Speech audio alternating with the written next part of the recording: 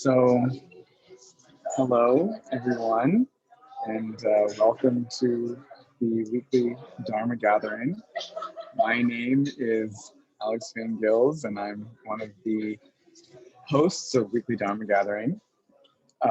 Forgive me, I'm filling in for a host who unfortunately fell ill, and so I'm outside right now, and I know it's a little bit difficult to see my video, but I'm so happy to be here with Adriana. Tonight's session will be led by Adriana DiFazio and is titled The Dharma Behind Resilient and Sustainable Activism.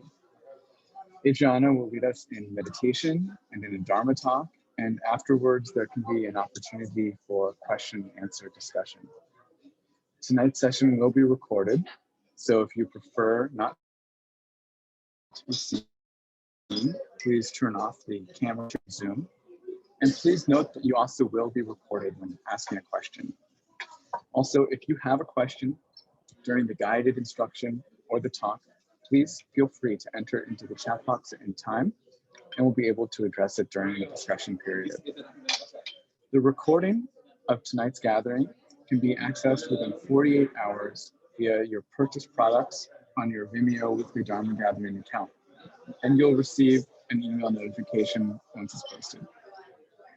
Adriana, who uses the she, her pronouns, is a New York-based meditation teacher, event producer, and entrepreneur. She started meditating as a student at Barnard College in 2012 within the Shambhala Buddhist tradition and helped found Exuberancy, a national office wellness company between 2015 and 2018.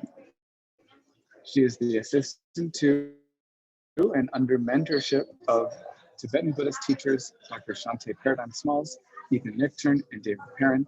She is assistant faculty to Ethan Nichtern's year-long Buddhist studies, an organizer for Dharma Vote, a political volunteer group for meditation practitioners, and co-facilitator for the Mixed Race Meditation Group. Adriana's work focuses on applied Buddhist ethics, deep ecology, and activism dismantling oppression across species. Adriana's training includes the Mindful 300-Hour Meditation Teacher Training Program in 2016 and the Mukto Institute, a 3-month meditation retreat program in 2018. Adriana is currently pursuing a Master's of Divinity in Buddhism and Interreligious Engagement at Union Theological Seminary. So we're very appreciative to have Adriana here with us, and without further ado, we'll pass to you. Thanks so much, Alex, for that introduction. Hi, everyone. Hi, Mark. It's good to see you.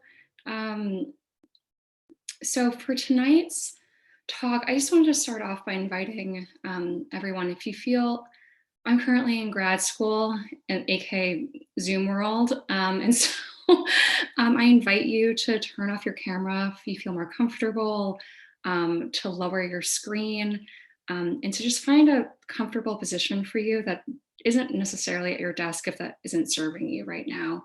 If that means lying on the floor, or if that means lying on a couch or bed, please feel free to do so. All you need are your ears to listen. So just wanted to give you permission to do so. So before we jump into this discussion, we're going to settle our bodies, our minds from likely our long day. It's only Wednesday, but for some reason it feels like we've had a whole week already. So just giving ourselves an opportunity to settle. We're also at the part of the season where it gets darker a lot earlier. I don't know about you, but I definitely feel like bedtime is already, 7 o'clock. So just giving ourselves an opportunity to land into our bodies, settle our mind, and to re-embody. So wherever you find yourself, whatever posture, whether that be in a chair or lying on the ground, begin to just feel your body making contact with whatever is beneath it.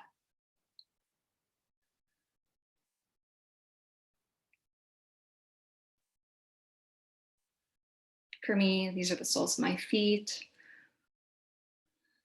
my butt against a chair, my palms against my thighs.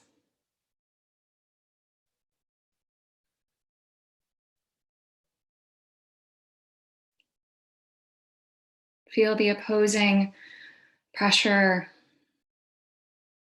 whatever's supporting you, lifting you up, and then gravity also pulling you down.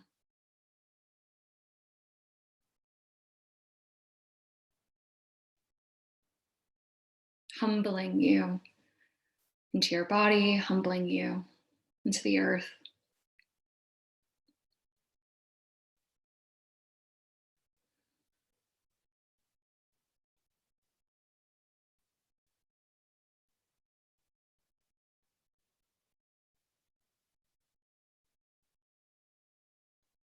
And then, in whatever shape your body is, starting to feel some sense of elongation through your spine,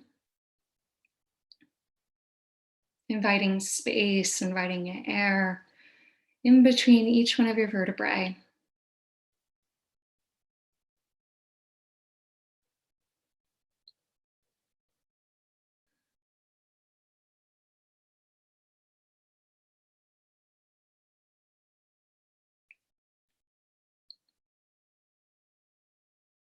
Relaxing your jaw, softening your tongue and teeth.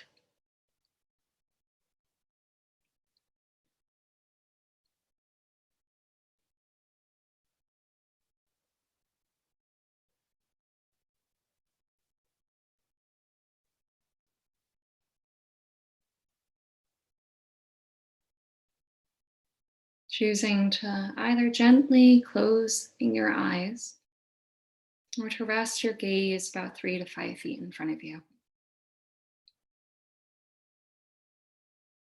Downcast, resting your eyeballs as if they're laying on a cool, fresh pond, just like lily pads.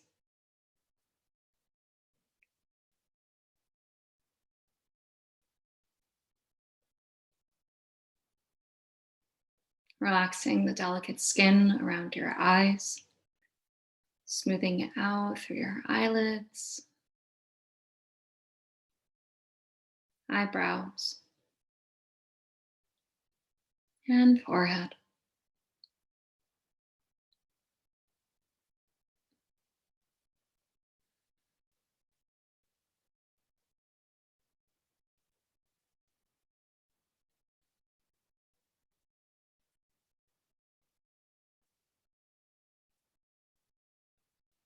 Inviting a few deep breaths into your body, lengthening your inhale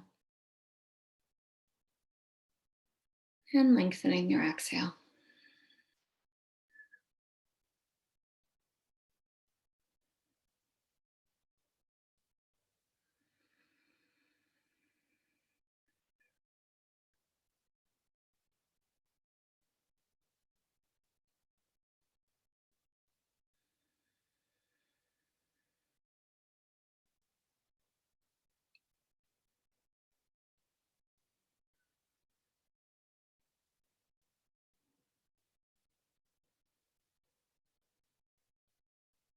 And then settling into our shamatha, our peaceful, abiding practice.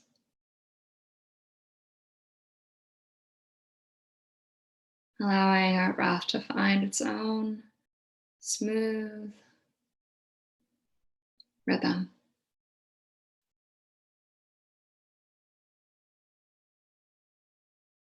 Feeling the subtlety, the nuance of your inhale and exhale.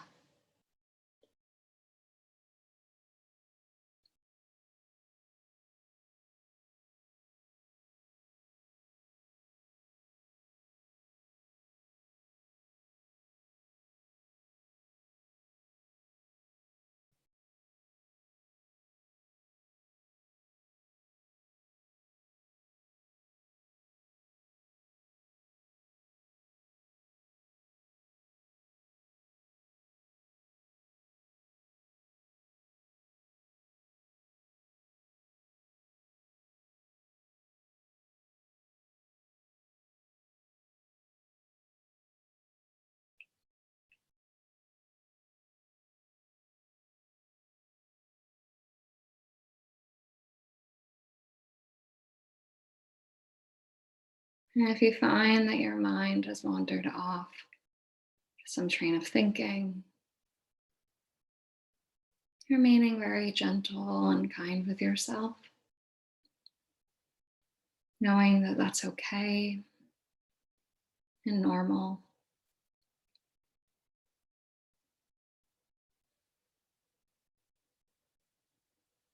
And then with the same unconditional friendliness and patience that you would show a puppy who's first learning how to walk on a leash, or a child who's first learning how to walk, bring yourself back to your body, back to feeling your body breathe.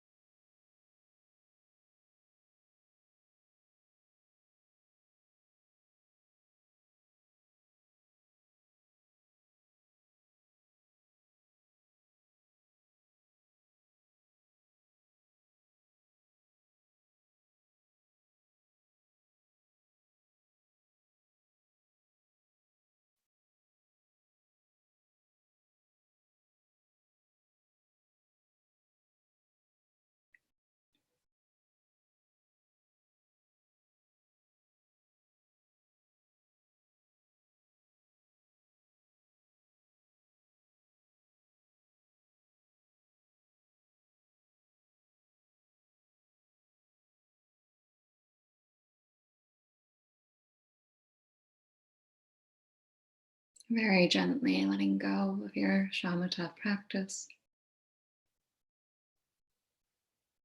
allowing your mind to rest in spacious awareness, not doing anything, just resting.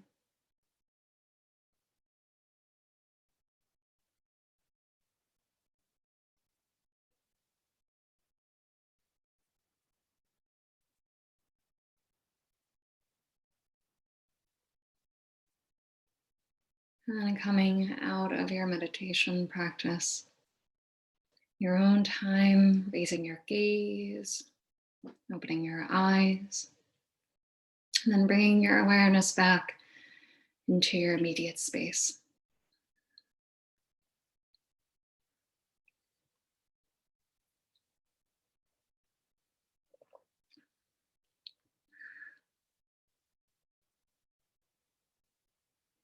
So we did a short practice to start off with because I'm going to offer another practice halfway through our discussion. So I want to make sure that we have time for that as well. So the topic for this evening's talk is the Dharma behind resilient and sustainable activism. The Dharma behind resilient and sustainable activism. So the wisdom, right? The wisdom, Dharma doesn't necessarily have a monopoly on this, as we know, behind activism that has the ability to sustain itself. It's resilient and powerful, even in the face of hardship. This year hasn't necessarily given us any shortage of opportunities to practice our own sense of activism. But I know for myself, and I'd be curious if this was the case for you too, if this year has given you some challenges in that respect as well. And so for today's talk, I'm going to be drawing from the teachings of Joanna Macy. Joanna Macy is a Buddhist scholar, but she's most famously known for her work called The Work That Reconnects. And it's a series of empowerment and resiliency trainings for climate change activists specifically. But it's been a huge part of my own relationship and understanding of how to build resiliency, how to show up when I can, and also as a human being generally, not necessarily only in respect to climate change. I'm also going to be drawing on the teachings specifically from Lamarad Owen's new book, Love and Rage. Anger for a lot of us is our starting point as to why we enter any type of activism. So what is the wisdom in that anger? And what does love have to do with it? And then we're going to go into some of the teachings around the 6 paramitas. What do some of the paramitas have to teach us as to how to move forward in our activist work? We know that it can be helpful to us generally on our meditation and Buddhist path, but what specifically can we relate to being sustainable, resilient activists in our work? So, if you are a Buddhist practitioner, or if you're just a meditator, in the Mahayana tradition, there is a figure or an exemplar known as bodhisattvas. So bodhisattvas are normal folks like you and me that decided to enter this path of reaching some type of understanding of their own suffering towards liberation, but not only for themselves, but for the liberation of all beings. And so bodhisattvas reached some level of enlightenment, some level of wisdom and insight, but instead of transcending into nirvana, they actually purposely choose to stay in this world of suffering, pain, and confusion to help others. To help others understand their own suffering, their own confusion and ignorance towards freedom. So in most Mahayana Zen traditions, they offer the great Bodhisattva vow, and there are 4 lines. And so I'm going to share them with us. So the vow goes as such: creations are numberless, I vow to free them. Delusions are inexhaustible, I vow to transform them. Reality is boundless, I vow to perceive it. The awakened way is unsurpassable, I vow to embody it. Creations are numberless, delusions are inexhaustible, reality is boundless, the awakened way is unsurpassable, and I vow that I will be able to do all this. This is the Bodhisattva's vow.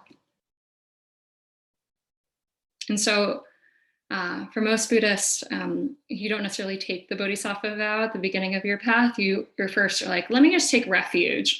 Let me just take refuge in Buddhism for myself. I don't know if I can save everyone, but I do have some confidence that maybe I can, take refuge in the Buddha, the Dharma, and the Sangha for some level of my own liberation. And what this Bodhisattva I was pointing to this impossibility, like, oh, like how can I possibly vow to save every single creation and to transform every single delusion?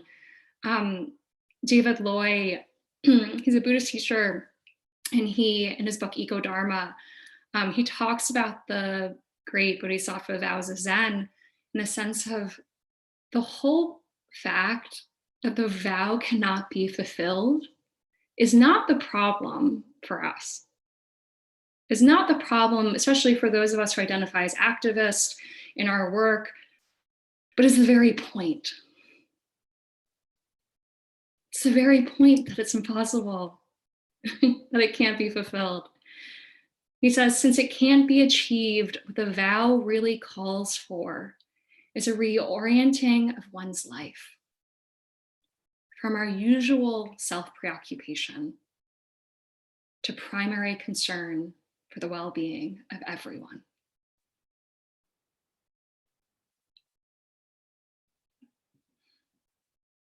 So what this vow is really telling us, or it really is hoping to transform us as we take this vow, as we repeat it in morning or evening chants, is a reorientation of our view, a reorientation of how we go about our day, from one that isn't about our own wants and desires and the things that annoy us and the things that, about us.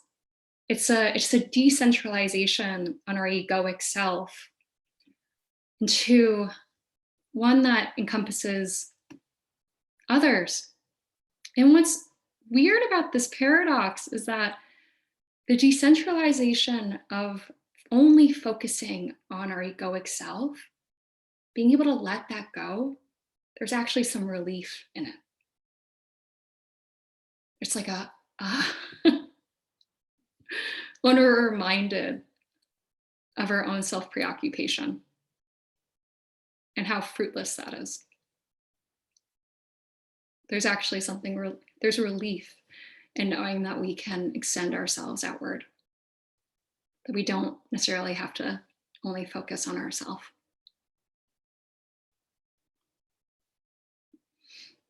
So, like I said before, a lot of us come to some type of activist work,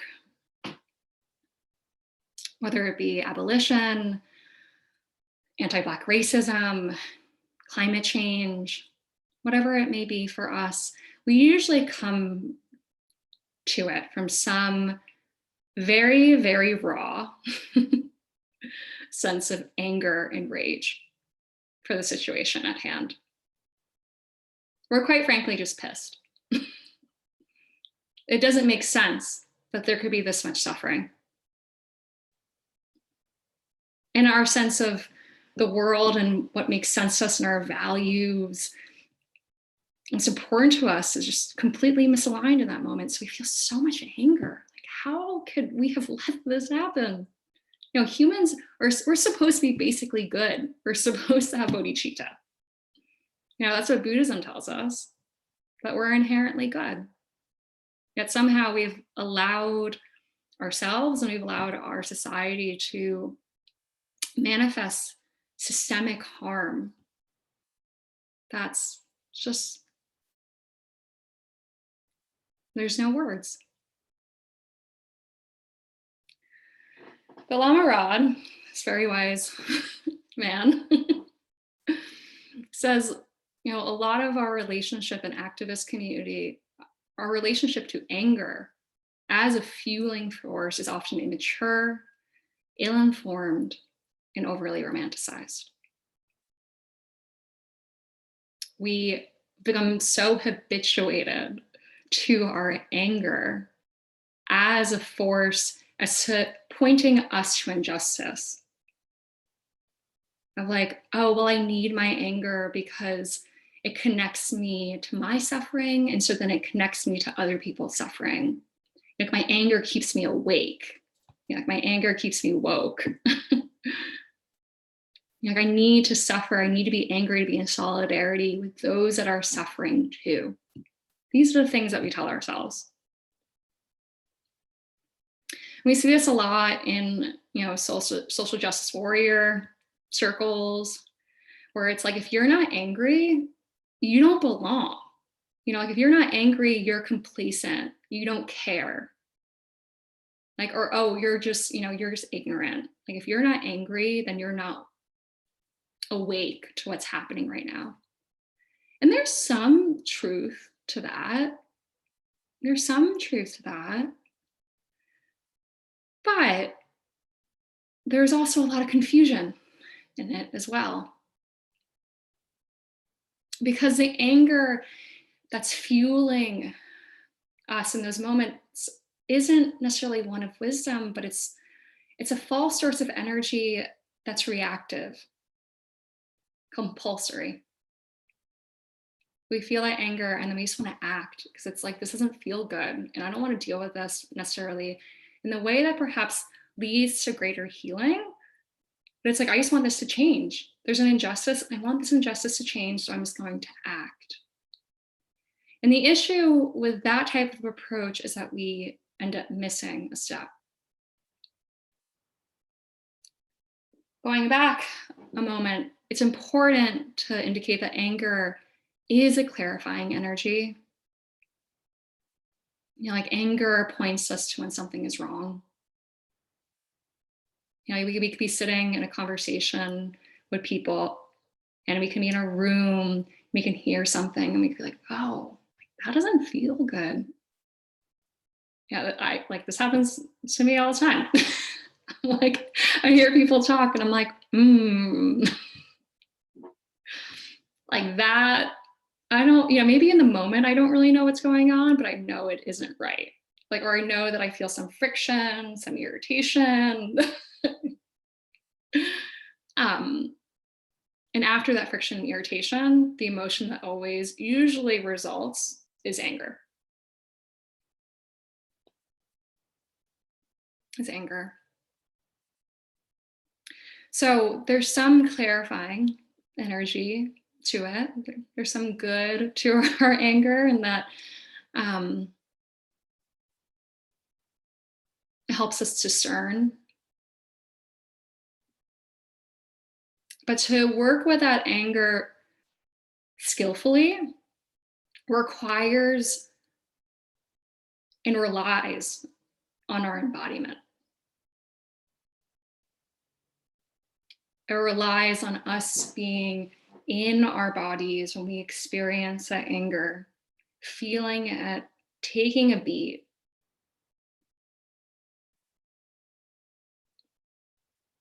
And the only way that we can take that beat and be in our body requires a foundation of practice.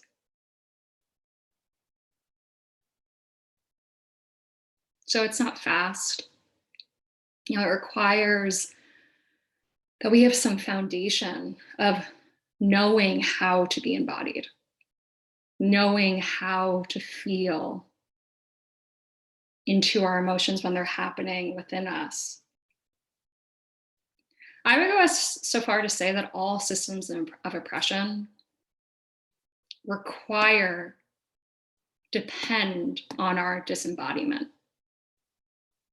The only way that systems of oppression can continue, in some respect, I would say, require on us not being in our bodies, trusting our seats, trusting our bodies' wisdom.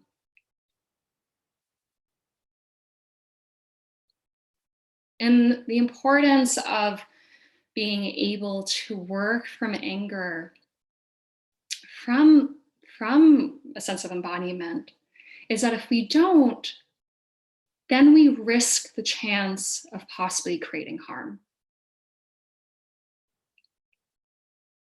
When we transfix on our aggression and anger at injustice, and then we act from that rather than the wisdom that comes from the anger, then in some ways we have the potential of just perpetuating the violence and the injustice that we're angry about.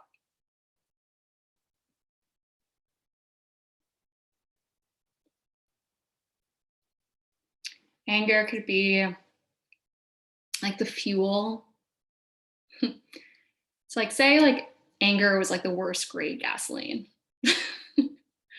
And you're like, oh, but this is, it's really cheap at the gasoline station.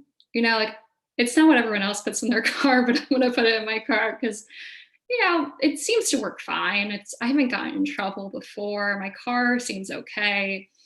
So you just keep putting it in your car. You keep putting it in your car's fuel. But the issue is that your engine starts, like, it's not good for your engine. And your engine is a little like, like this works. Like I'll drive, but it's not good for your engine by any means. But then you keep continuing adding that fuel. And then we risk these chances for danger of like your car breaking down unexpectedly, wearing on the overall health of your vehicle, to the point that one day it just breaks down or breaks down in a way that causes harm to you and other people. Our anger as a fuel in activist work can function the same way. We think it's okay. Like, oh, well, I've been functioning from this place my whole life, or this anger is what got me into activist work. Like, I trust my anger. If not, I'd be doing nothing. I'd just be like sitting on my couch watching Netflix like everyone else who's complacent and not doing anything to better our world. But,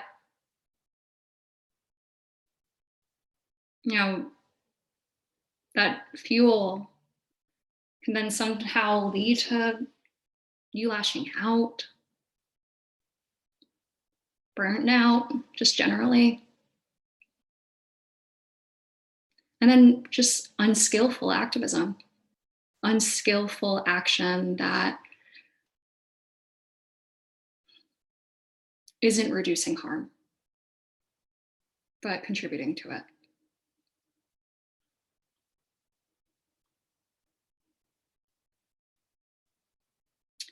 So, what's really happening? What's under all this anger? Like, what's under all this anger?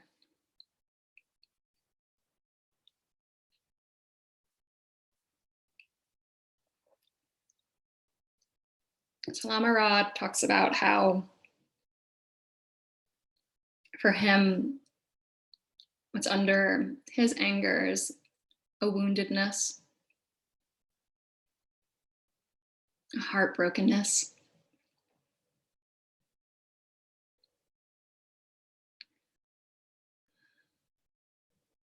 Joanna Macy, in her work, she calls us honoring our pain. So she says that the anger that we feel often comes from a pain and grief that's born out of our deep love for the world.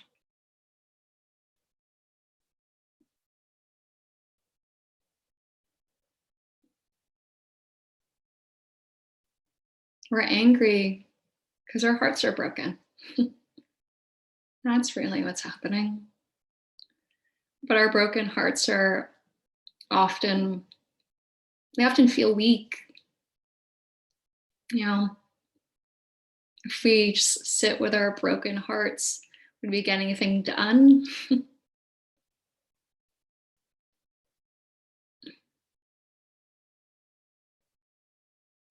We have a hard time trusting that heartbrokenness, that woundedness is a place that can be one of strength. We doubt it.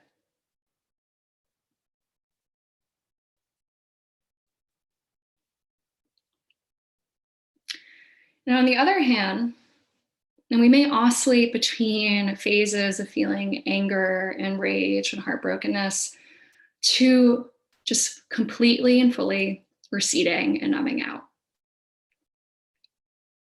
Of like, I can't deal with this. This is too much. I need a break from the world.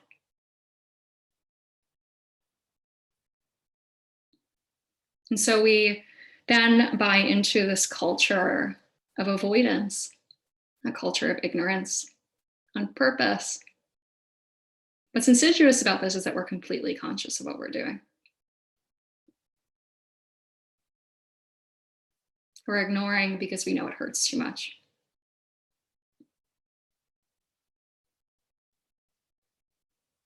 On a more collective level, we see this playing out every single day. I mean, like global climate change, the world is on fire. Like scientists have been telling us, literally, we have less than 20 years. Like we have no time left. But everyone goes about their day. It's business as usual, as if we have time.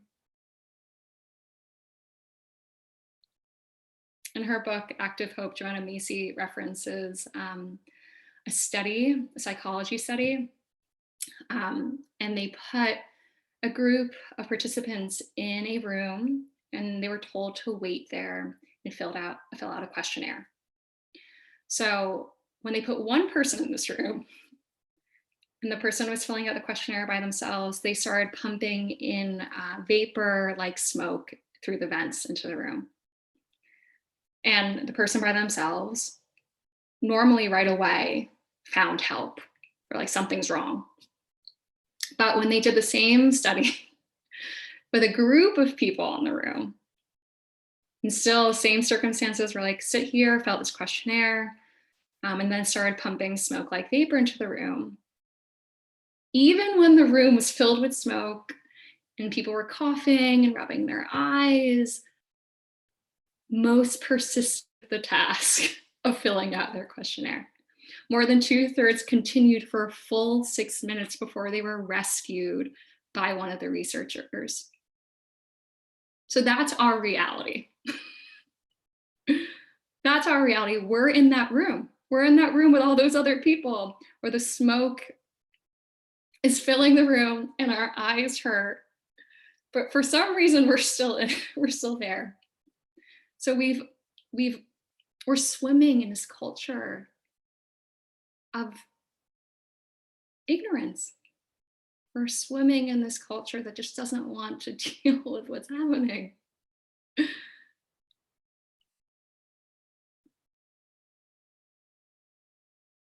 Generally speaking, and I think this is changing a lot, but I definitely experienced this a lot in my youth where it was like certain topics were too depressing to talk about.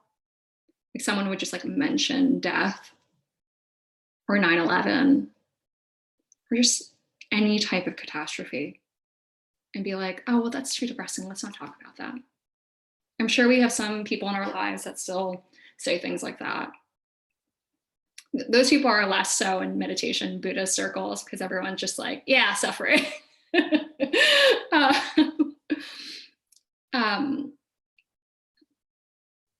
But underneath that idea of like, oh, there's like only certain topics we can talk about because everything else is too depressing. And if you mention racism or climate change, like we don't want to talk to you because like we don't want to deal with that or talk about it because we're having a good time. And you're bringing negative energy into the room.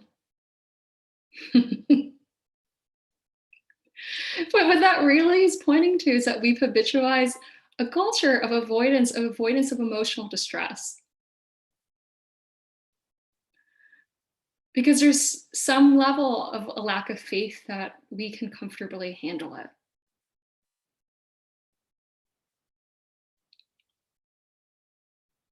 I am pursuing a master's in divinity right now. And the most standard career path once you get an MDiv is become a chaplain. You work in hospice. You work in hospitals. But the general, task of being a chaplain is providing spiritual care for those that are in distress.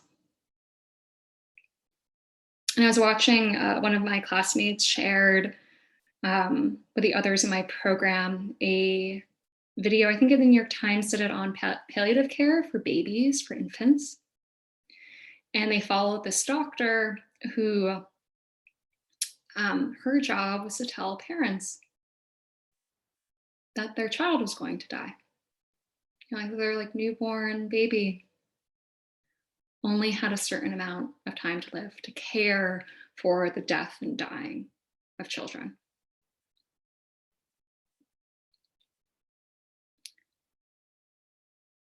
And in her work, she says in the videos, like when she talks to other doctors, she's like, "Oh, well, did you tell so and so, about their child?" And they're like, "Oh, no, we couldn't, we couldn't tell them." And it's like we actually do a disservice to ourselves.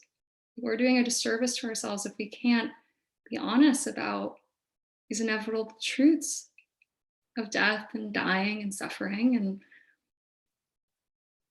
what's amazing is that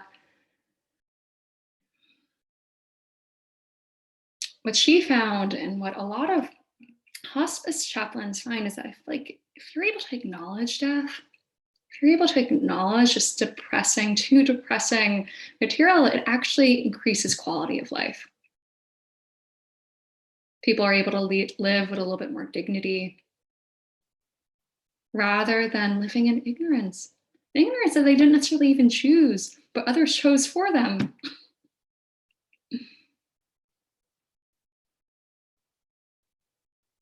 So normalizing suffering in some way.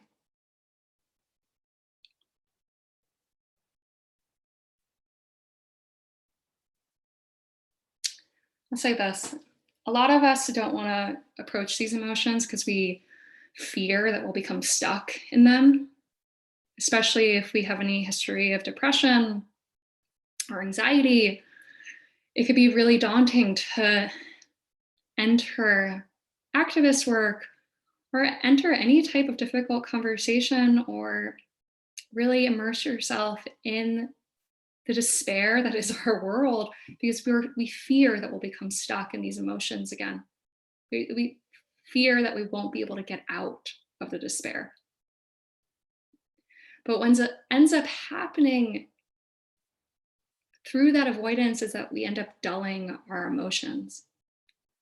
We end up numbing ourselves out, not just to the stuff that doesn't feel great, but to everything. To the joy, to the happiness, to all the emotions, all the feelings that we do want more of in our life.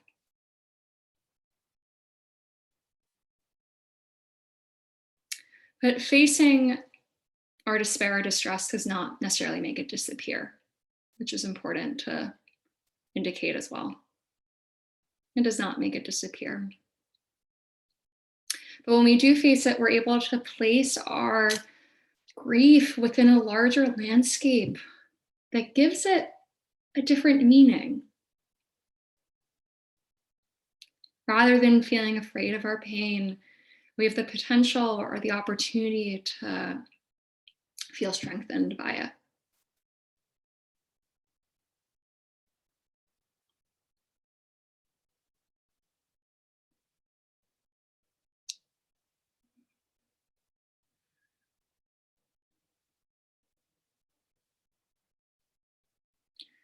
So along these lines of, numbing out, receding, it's easy. I hate watching the news. I actually don't really think it's very good for us. I don't think watching the news keeps us informed to the injustices of the world in like a skillful way, but that's just my own opinion.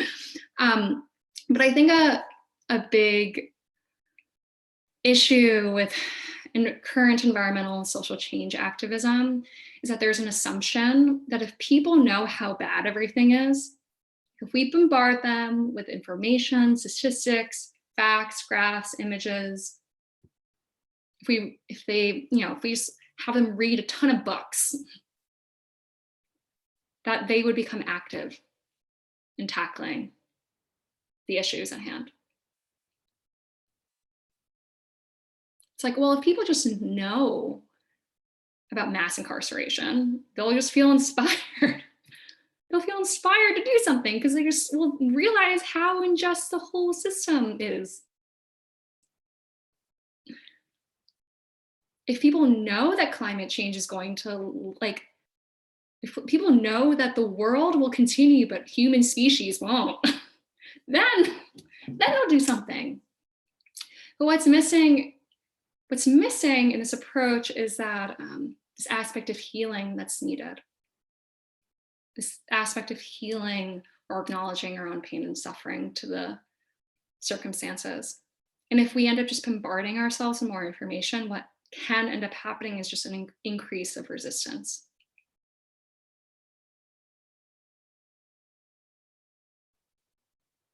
I think that's really important. I think there's a level of like keeping yourself informed, acknowledging your pain and grief, and then doing your activist work. But this idea that you need to like read every single headline and read every single book, I don't think so. So before we move on, I'm just gonna guide us very quickly through a practice called breathing through. So this is an adapted version of Tonglen that Joanna Macy offers in her book, Active Hope. And I just invite you, just close your eyes. I'm going to read this and offer this practice, and then we'll come back together. So closing your eyes, just focusing on your breath, not trying to breathe in any special way. Note the sensations at your nostrils, chest, or abdomen. Stay passive and alert, like a cat by a mouse hole.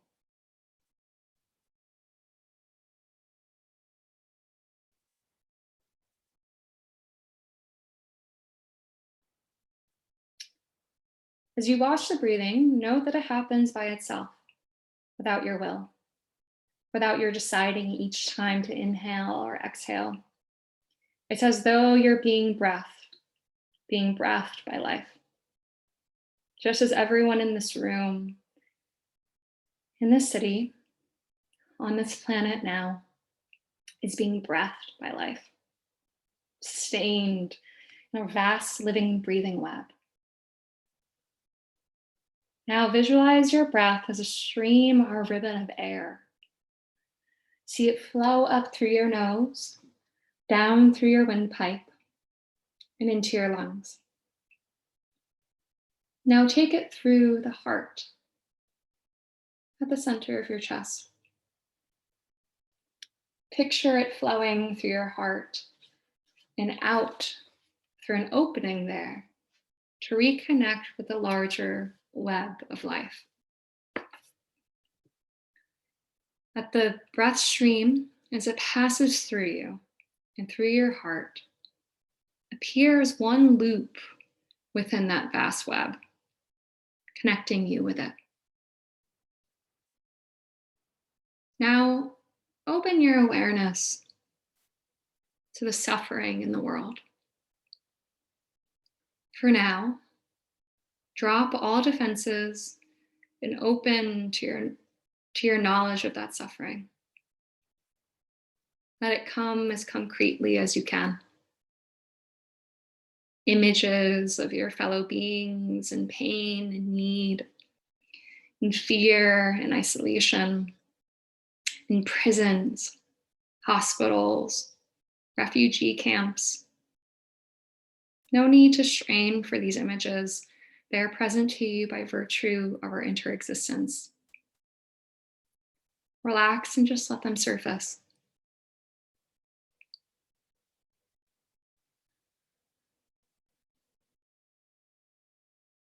The countless hardships of our fellow beings and of our animal siblings as well, as they swim the seas and fly the air of this planet. Breathe in the pain like granules of sand on the stream of air.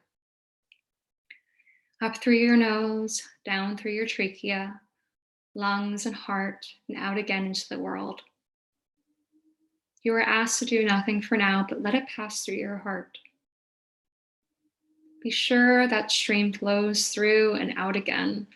Don't hang on to that pain. Surrender it for now to the healing resources of life's vast web.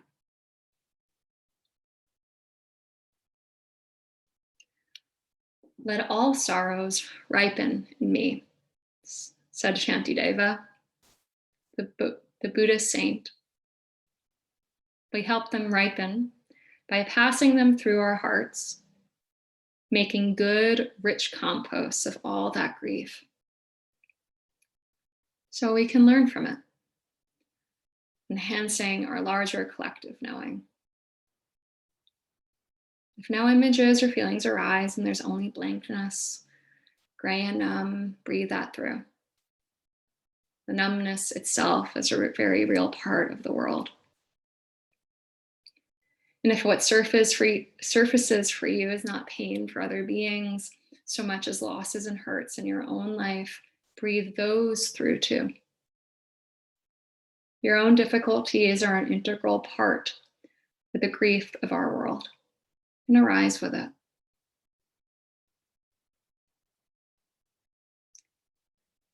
Should you fear that with this pain your heart might break,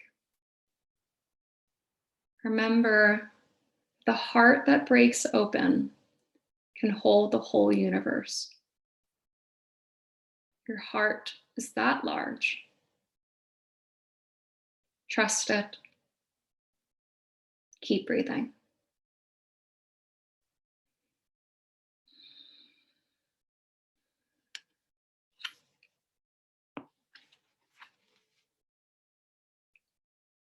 So taking a moment to open your eyes, bring yourself back into your space. So that breathing through meditation practice is an exercise that we can do to honor our pain, honor that grief, that woundedness underneath that anger that points us to injustice. So from here, what can we do? What can we do? Joanna Macy calls us seeing with new eyes. So Thich Nhat Hanh is a pretty famous quote. What we most need to do is to hear within us the sound of the earth crying. What we most need to do is to hear within us the sound of the earth crying. So, in our activist work, the Buddhist teaching of the self can be helpful.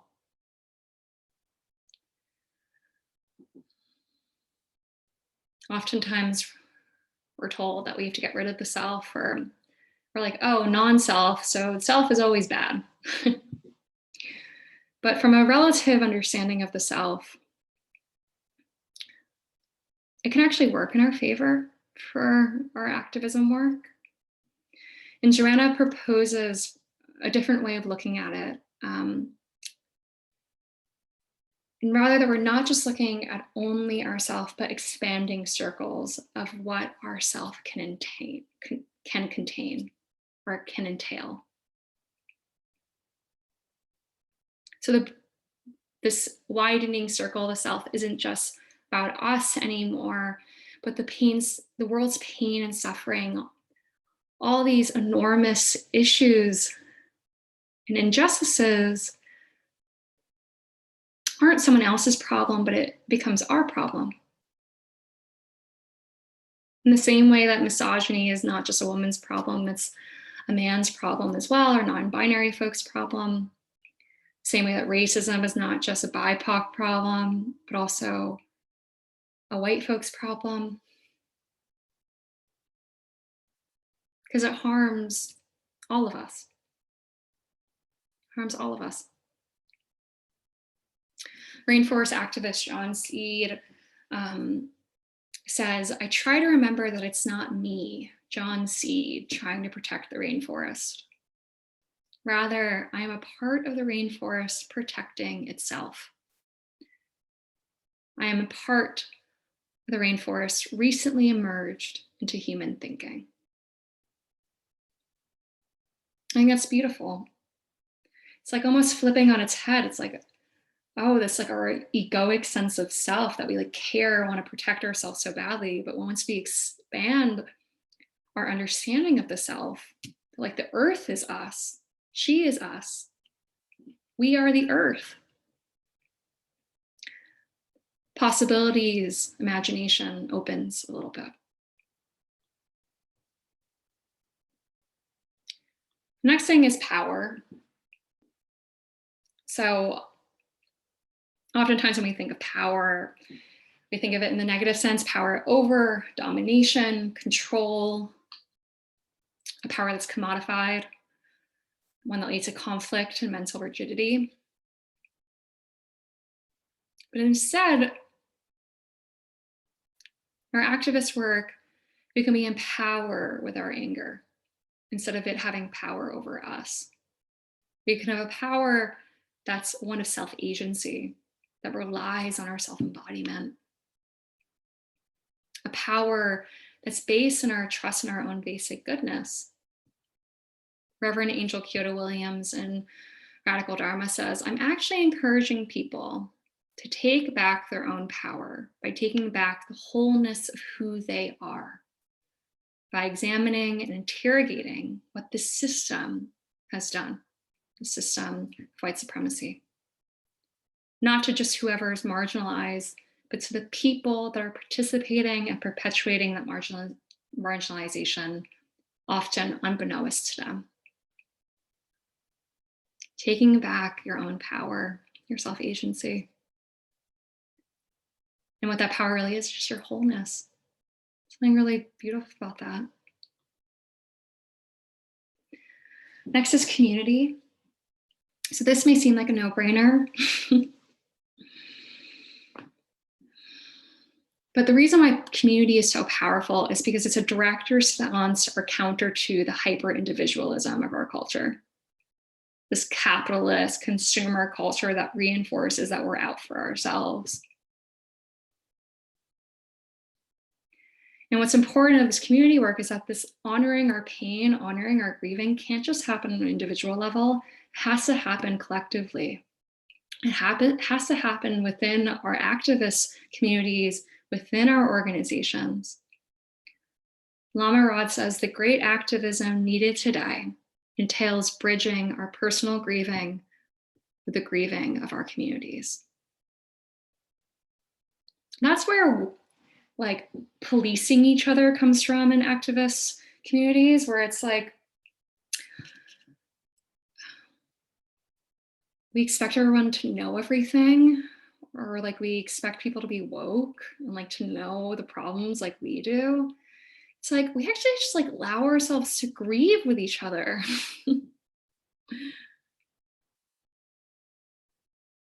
And can that be a source of power, a more sustainable and resilient power? Rather than reproducing blame and reproducing shame within our own sanghas.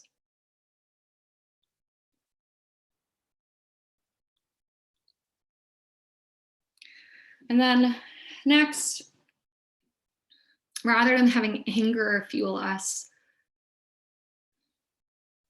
having love be our directive force. So a love that isn't passive or romantic, but a love that is clear and direct. A love that's invested in each other's basic goodness.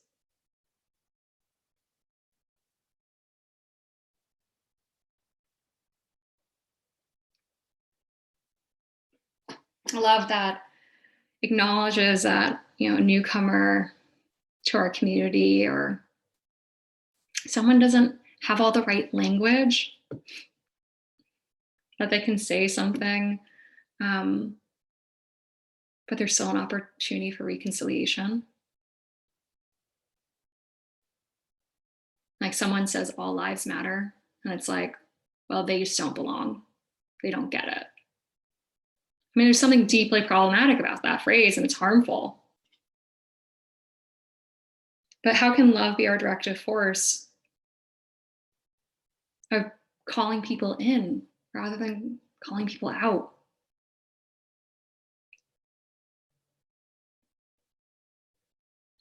Lama Rod also says, it is love that directs and motivates me, because it is the love for myself and others that helps me to maintain the humanity of everyone involved in my work to challenge injustice.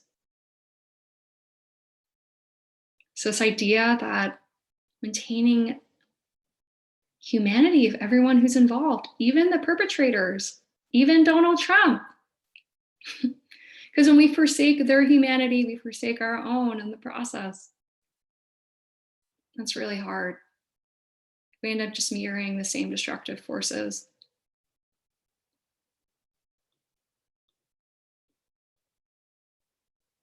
So going forth with some of this knowledge of knowing, like, okay, honoring my pain, knowing the wisdom of my anger. What can the 6 paramitas, 6 perfections, offer us as further fuel? So there are 6 of them. 6 paramitas, just for those of us who don't know, are the pathways for the bodhisattva, the bodhisattva way to reach enlightenment, guiding principles, if that's helpful. So I'm only going to touch on 3 of them. First one is generosity. So what can generosity offer us on this path as we continue in our work towards love and justice? So generosity in the sense of abundance.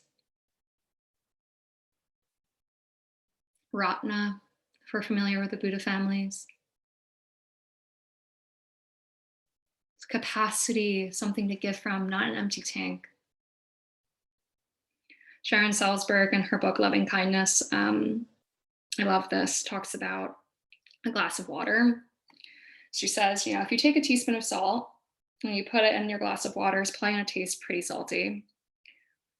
But if you take a teaspoon of salt and put it in a big fresh lake pond, lake, sorry, a big freshwater lake, the impact will be quite small. So here we're developing our own glass of water, our own body of water, our capacity to encounter pain and suffering, but also to have some type of capacity to give back. And then what we're giving back is one of abundance and joy. Can we work from that place? And then also a generosity in letting go. A generosity in being able to discern what's serving you and what isn't serving you. Like, oh, can I afford to let go of this anger in this moment? Can I afford to let go of my own ego around this issue or topic? Can I have a real conversation with this person that reduces harm?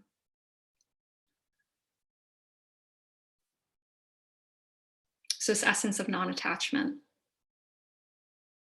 giving without expecting anything in return. And then next is the paramita of discipline, which can also be translated to action or sila. So from this understanding of skillful means, so wise action particularly. So an activist, it's funny, I never called myself an activist until this past year, because for some reason I always I was like, I think I always kind of felt irritation by other people calling themselves activists, because I was like, all right, you're doing so much, or I'm sure other people are doing things too. So for this purpose, I'm going to say activist is anyone who is active for a purpose bigger than personal gain, who's acting from bodhicitta, that has a desire that all life be well, and is applying their skills, their experiences, their networks, their enthusiasm to the healing of our world. That's an activist. So it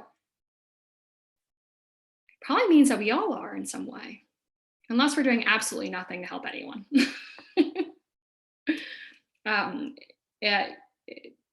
At Union, where I'm pursuing my Master's of Divinity, they say that like everyone's a theologian because everyone asks these questions of what it means to live a life of purpose and meaning. So if you're asking these questions just for yourself, like you're a theologian. So I'd say the same thing for if you're doing something to heal our world in some capacity, you're an activist. But here, the paramita of discipline or action, sila, we're discerning the right type of activist work for you. So it's going to look different for all of us. For me, like being on the streets, like is very, very difficult. Like my anxiety like goes straight through the roof. And so I can sometimes, attend marches or protest, but it's not necessarily the most skillful way for me to engage. So discerning the right type of activist work for you, given where you are at whatever moment, because it can change. And then lastly, exertion. My Buddhist name is actually exertion. In Tibetan, it's Sonju. It's hilarious because whenever I tell people that, they're like, oh, really? I couldn't have told you that. And I'm like, is this a compliment or not a compliment? So maintaining energy and enthusiasm for our work. A lot of the research, which is super interesting about procrastination, so the flip side of exertion is that it's associated with negative emotions with the tasks that you need to do. So say like you didn't want to, you don't want to go to a protest, or you don't want to attend that meeting, or you don't want to send that organizing email, or like whatever it may be. Oftentimes the procrastination implicit in those situations is just an incapacity to deal with the negative emotions associated with doing one of those things. And so that's where our meditation and mindfulness awareness practice really comes in hand, where it's like we can notice, have a gap of like, oh, I'm not writing that article, or I'm like avoiding writing the article because I have self-doubt. It's not that I have a lack of self-control, or that I have a lack of agency really, or like that I'm just like a bad, lazy person, but has more to do with this difficult emotion that I don't want to address.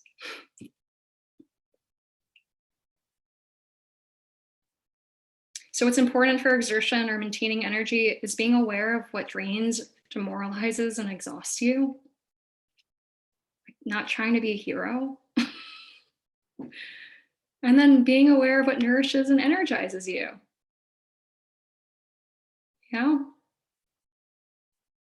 Phone banking like energizes me weirdly. Also terrifies me. But largely energizes me, so it's good. Other people, it's terrifying. And then at times I'm most enthusiastic are, having some type of reference point, knowing yourself in that way. So I think that's enough for tonight. I definitely went over my allotted time. Mark, I wanted to see if you have any questions or any thoughts that you wanted to share. Well, thank you. Thanks for all that. That was great. First of all, I have a question. I'm curious, but I wanted to share something, but maybe it's just in the idea of asking you a question, which is just that like I listened to a 10% Happier today where, or yesterday, that a woman named Twere Sala was talking about sympathetic joy and cultivating joy as a way to, as a method of resilience for this sort of stuff. And you talked about embodiment. And I wondered if you have any practices, because I know you are very busy, and I'm curious if you've had any practices that you feel like help your resilience. You, I mean, you've talked a lot about the sort of, a lot of emotional and intellectual things, but I'm wondering if you have, if there are embodied things that end up helping you, or when you're trying to deal with all your work. And then I think the only other question is just kind of like discerning that, like, how much is enough, given that it is so overwhelming. If you have any insights in like what you do with that when you have so much to do, what's enough for you? Yeah. Thanks, Thank you. Mark. For myself, I think a big part of my reclaiming of my embodiment is very much my shamatha practice. But I also do a lot of like rolling on the floor. I don't really work out as much as I should, even though I know it's really great for me. You know, it's like procrastination, some emotions there, some emotions present. But really, like, I just like give myself permission to go on my carpet, like right here, and lie down. There's something very healing about lying on my back on the floor. And whenever I can, I do it outside. So like, even when it's inconvenient, I just like, I'm very lucky right now. I'm in the suburbs. But it feels very childlike and very strange if people see you, but like literally go outside and lie in the grass. Just lie in the grass. And then in terms of like knowing when, you know, work isn't enough, like I think a lot of that is like our own discernment. I think I have a pretty low threshold of like feeling bad. Once I feel bad, I'm like, all right, I need to get the hell out of here. Like, even just like Zoom fatigue, like with school, and just that our whole lives are on here. It's like, if I feel like I'm no longer absorbing, that's why I gave all of you permission to turn off your cameras and just like to go do what you needed to do to take care of yourselves. Because this platform is very disembodied. We're very disembodied right now in some respect. That's good. Thank you. I appreciate your sharing and what you shared tonight. I really appreciate it. This was fun. This is my first of these, so it was a nice point to enter. Thank you. So to close, I know we're at time, but just indulge me. I would love for us to close a dedication of merit. Reverend Angel Kyoto Williams is specifically Warrior Spirit of Awakening from Radical Dharma. So I'm going to share my screen.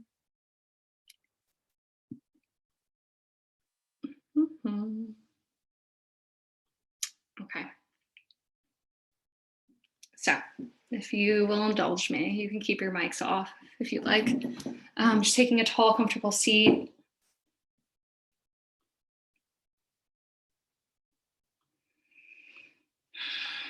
Finding a position that just feels dignified. And we'll repeat this together.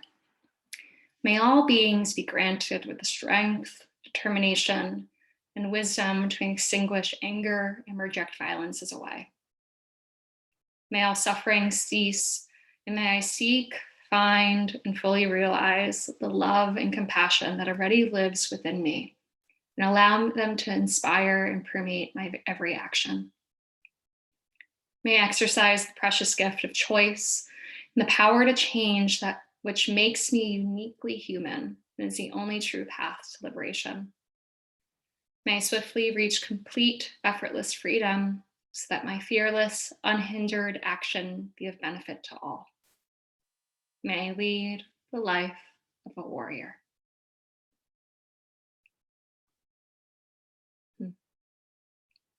So thank you so much, everyone. Thank you, Mark.